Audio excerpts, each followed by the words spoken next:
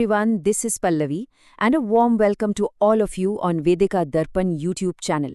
आज के इस एक्सप्लेनर में हम एक बहुत ही दिलचस्प और अहम टॉपिक पर बात करने जा रहे हैं और वो है बिहार की लाइफलाइन यानी यहाँ का पूरा नदी तंत्र। तो चलिए बिना किसी देरी के इस सफ़र की शुरुआत करते हैं और देखते हैं कि ये नदियाँ राज्य के भूगोल को कैसे एक नया आकार देती हैं। अब जरा इस मैप को देखिए। ये कोई आम नक्शा नहीं है बल्कि एक कमाल का हब एंड स्पोक मॉडल है।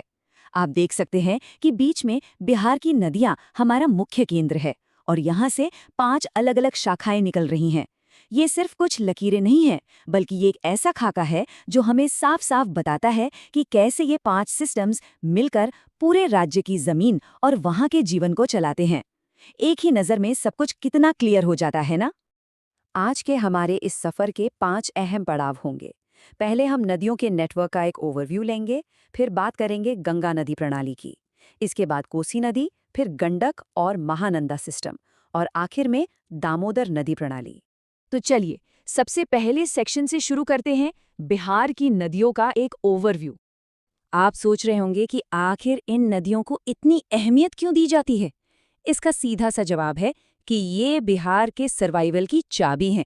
मुख्य रूप से 5 बड़े सेक्टर्स हैं, चाहे वो खेती हो, खेतों की सिंचाई हो, वाटर ट्रांसपोर्ट हो, मछली पालन हो या फिर पन बिजली यानी हाइड्रो पावर। ये सबके सब पूरी तरह से इसी मजबूत जल नेटवर्क पर टिके हैं। मतलब ये नदियां सिर्फ बहती नहीं हैं, ये पूरी अर्थव्यवस्था का पहिया घुमाती हैं। अब एक बड़ा ही दिलचस्प फैक्ट देखिए, इन नदियों का जन्म कहाँ से होता है। यहाँ हमें 2 बिल्कुल अलग सोर्स मिलते हैं। एक तरफ बिहार की ज्यादातर नदियाँ उत्तर में विशाल हिमालय से निकलकर नेपाल होते हुए राज्य में आती हैं। वहीं दूसरी तरफ एक छोटा सा हिस्सा ऐसा भी है जो दक्षिण में छोटा नागपुर पठार से निकलता है। ये जो ज्योग्राफिकल कंट्रास्ट है ना, यही इस जलतंत्र को इतना जटिल और खास बनाता है। अब हम बढ़ते हैं दूसरे सेक्शन की तरफ, जो इस पूरे नेटवर्क का बिल्कुल दिल है, गंगा नदी प्रणाली। गंगा, ये नाम सुनते ही एक विशाल नदी की तस्वीर जहन में आ जाती है। इसका सफ़र उत्तराखंड के बर्फ से ढके गंगोत्री ग्लेशियर से शुरू होता है और बिहार में ये एंट्री लेती है बक्सर के पास। वहाँ से ये पश्चिम, मध्य और दक्षिणी बिहार को पार करते हुए पूरे राज्य को सच में एक जीवनदान देती है। इसमें कोई शक नहीं कि ये बिहार की सबसे प्रमुख और सबसे अहम नदी है। लेकिन गंगा जी का ये सफ़र अकेले का नहीं है। इस विशाल सिस्टम में सोन, पुनपुन, फल्गु, क्यूल, बड़ुआरी और मोहने जैसी नदियां भी शामिल है।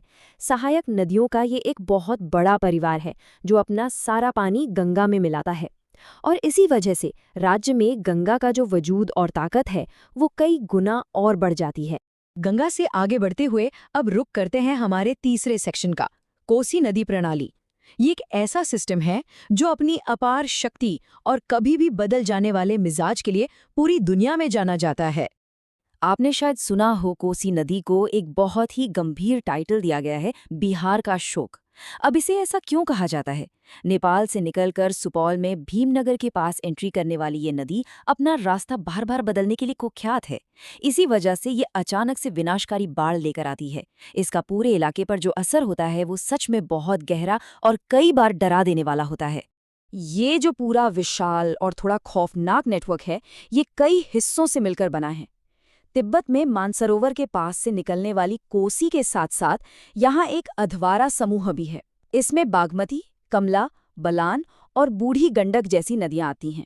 ये सब मिलकर उत्तर पूर्वी बिहार में एक ऐसा जबरदस्त फोर्स बनाते हैं जो पूरे परिदृश्य को अपनी मर्जी से बदल कर रख देता है। चलिए अपना हिमालयी सफ़र जारी रखते हैं। चौथे सेक्शन में हम 2 बिल्कुल अलग लेकिन समान रूप से महत्वपूर्ण नदी नेटवर्कों को समझेंगे, गंडक और महानंदा प्रणालियाँ। इन दोनों प्रणालियों की यात्रा को अगर हम कंपेयर करें तो ये काफ़ी रोचक है। एक तरफ गंडक सिस्टम है जो नेपाल के हिमालय क्षेत्र से निकलता है और उत्तर पश्चिमी बिहार में वाल्मीकि नगर के पास एंट्री करता है। दूसरी तरफ महानंदा सिस्टम है जो सिक्किम के हिमालय क्षेत्र से उतरकर पूर्णिया और कटिहार होते हुए किशनगंज के पास से राज्य में अपनी मौजूदगी दर्ज कराता है। अब बात करें गंडक प्रणाली की सबसे बड़ी खासियत की, तो वो है इसकी उपयोगिता। ये इस पूरे इलाके की खेती को जिंदा रखने के लिए, खासकर सिंचाई के लिए बहुत ही क्रूशल है। इस प्रणाली में गंडक, बूढ़ी गंडक, छोटी गंडक, त्रिवेणी, हरिहरनाथ और राप्ती जैसी नदियां शामिल हैं, जो इस पूरे इलाके की हरियाली बनाए रखती हैं। वहीं अगर महानंदा की यात्रा को देखें तो ये पूरब की ओर बहती है और आखिर में फरक्का के पास जाकर महान गंगा नदी में विलीन हो जाती है। इसके नेटवर्क में कनकई, आत्रेयी और परमन जैसी नदियां आती हैं और ये सब मिलकर पूर्वी सीमाओं के जल स्तर और वहां के पूरे इकोसिस्टम को बैलेंस करने में एक बहुत बड़ा रोल प्ले करती हैं। और अब हम पहुंच गए हैं अपने एनालिसिस के आखिरी यानी 5वें सेक्शन पर, दामोदर नदी प्रणाली, जो दक्षिण पूर्वी भूगोल को दर्शाती है। अभी तक हमने जितनी भी हिमालय नदियों की बात की, उनके मुकाबले दामोदर का उद्गम एकदम अनोखा है। ये हिमालय से नहीं बल्कि झारखंड के छोटा नागपुर पठार से निकलती है और फिर दक्षिण पूर्वी बिहार की ओर बहते हुए जमुई जिले के पास एंट्री करती है। ये हमें राज्य की भौगोलिक विविधता का एक और शानदार पहलू दिखाती है। इस सिस्टम को अगर हम शॉर्ट में समझें तो इसमें मुख्य रूप से दामोदर और बराकर नदियां आती हैं, पर इसका जो जियोग्राफिकल एंड पॉइंट है वो सबसे खास है। ये सिस्टम राज्य से आगे बढ़ते हुए अंततः हुगली नदी में जाकर मिल जाता है। तो हम अपने इस पूरे एक्सप्लेनर के अंत में आ गए हैं और यहाँ एक बहुत बड़ा सवाल खड़ा होता है। बिहार का जल नेटवर्क इतना विशाल है, लेकिन इसका ज्यादातर पानी राज्य और यहाँ तक कि देश की सीमाओं के पार यानी नेपाल और तिब्बत से आता है। तो क्या सीमाओं के पार से आने वाले इस अथाह पानी को गहराई से समझना हमें भविष्य में वाटर मैनेजमेंट और बाढ़ को रोकने की बेहतर नीतियां बनाने में मदद कर सकता है? ये एक ऐसा सवाल है जो बिहार के सुरक्षित भविष्य के लिए बेहद जरूरी है। उम्मीद है कि इस एनालिसिस से आपको इन जटिल प्रणालियों को समझने में काफी मदद मिली होगी। आज मेरे साथ जुड़ने के लिए बहुत बहुत धन्यवाद।